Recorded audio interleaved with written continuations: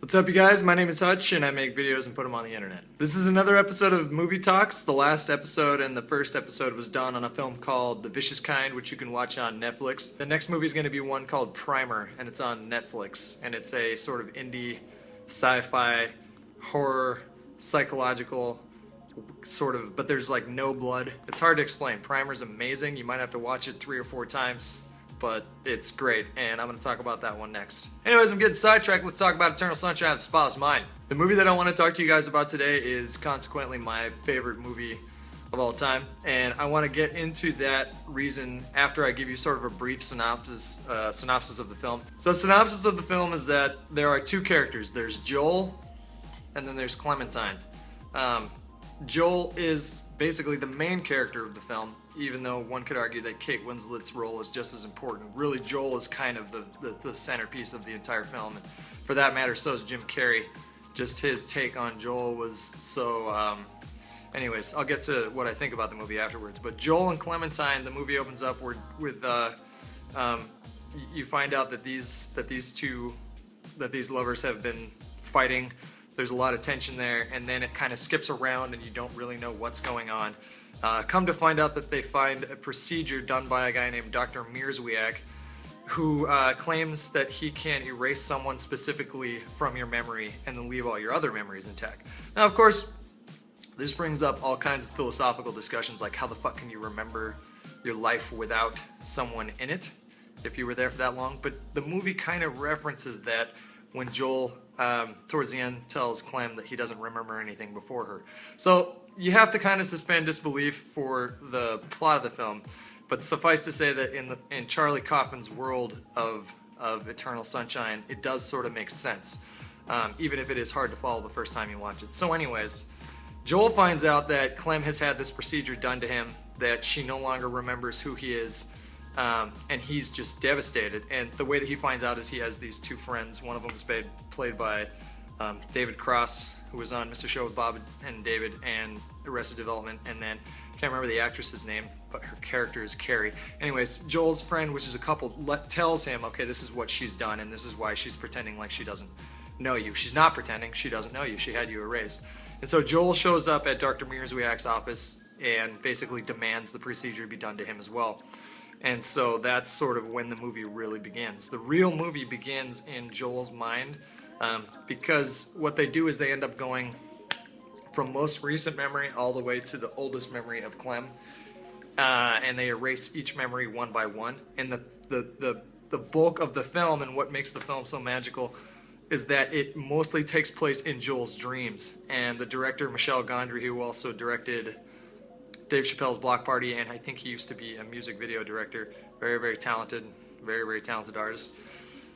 He does a really good job of artistically expressing what's going on with Joel, not just sort of circumstantially in his dreams and his memories, but what's going on emotionally. And he does a really good job of evoking that with music and sound ups and certain ways of editing the film, which can be very kind of sharp and disjointed purposefully at times to give you this impression of because you're in the middle of this procedure.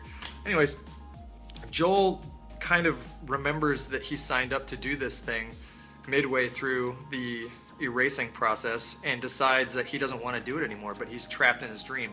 So he ends up grabbing Clem, or not literally Clem, because in your dream it's not really Clem, it's his attachment to Clem. So he's grabbing his attachment to Clem, but in his dream he's grabbing Clem, and he's trying to hide her in other memories, like childhood memories and things like that. He basically tries to cheat the system. Meanwhile, he kind of jolts the erasing process, and Patrick and I think Stan, Mark Ruffalo's character, they're the ones that were in charge of the whole... I'm getting a little... It's a fucking crazy movie. There's lots of actors, there's lots of characters, there's lots of little side stories too, and they all matter. And I think I'll end my synopsis of the film because I do not want to spoil too much. I went into this movie knowing nothing, and I loved that. But sort of the name of the film, Eternal Sunshine of the Spotless Mind, comes from I think Alexander Pope, and Kirsten Dunst messes up and calls him Pope Alexander, but Alexander Pope, and he said, man. Anyways, shit. I don't remember the whole. This something Vessel's lot. The world forgetting by the world forgot. Eternal sunshine of the spotless mind. Each prayer answered, each wish resigned, I think. So that's where the name of the film comes in. Then, like, my favorite quote in the movie is Kirsten Dunst's character, when she's trying to impress Dr. Mierzwiak, quotes Nietzsche, and she says, "Blessed are the forgetful, for they get the better even of their blunders." And when I saw this film, I was 19 years old. I didn't know shit about shit. I thought I knew shit about shit, but I was very arrogant. I was very boisterous. I was very outspoken, and I had a girlfriend at the time. And we had been together for about a year, and for about maybe the last half of it, it was just crumbling, really dissolving. She was a lot like Clem, real angry. I was a lot like Clem in some ways, but I was a lot like Joel, very pensive and shy, and didn't know how to respond to her anger. And so when we went and saw this movie on opening night, I think both of us almost sort of cried. Like, we would both just sort of look at each other like, because it felt like our relationship was up on a screen. At least it did to me. You'd have to talk to her. Fallon, sorry that I was a dick. If you ever watch this, I was such a dick. And we saw that movie together, and it felt, like I said, it felt like, it's so hard to explain what that felt like, because I identified so fiercely with not just Joel and not just Clem, but a lot of the side characters too. I identified with almost every character in that movie for different reasons. And as my life has sort of progressed, I identify more with, like, now I identify more with Clem just altogether, and I'm pissed off at Joel every time I watch that movie. Whereas when I was like 19, I was always pissed off at Clem, and I didn't understand why she was being so mean. And now I watch that movie and I'm like, oh, well, Joel's kind of a dick in a lot of ways. And that movie just had such a profound impact on me.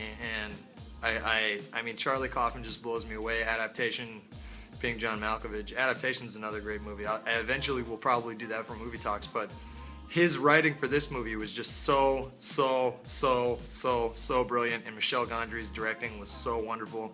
And Kate Winslet and Jim Carrey spent a lot of time together pre-production to sort of get that chemistry going between them, and their dynamic throughout the movie is just the movie's perfect from start to finish for me. I would not change anything about that movie. And if you guys want to give this movie a watch and then come back and leave a comment and let me know what you think of it, that would be awesome. And I hope that any movie recommendations I throw your way sort of broadens your perspective.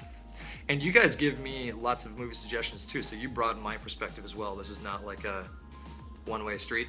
I don't think I'm a brilliant movie critic or anything like that. I just like to talk about things that I like, and I really like Eternal Sunshine. So hope you guys enjoyed the video. I'm gonna go. Bye.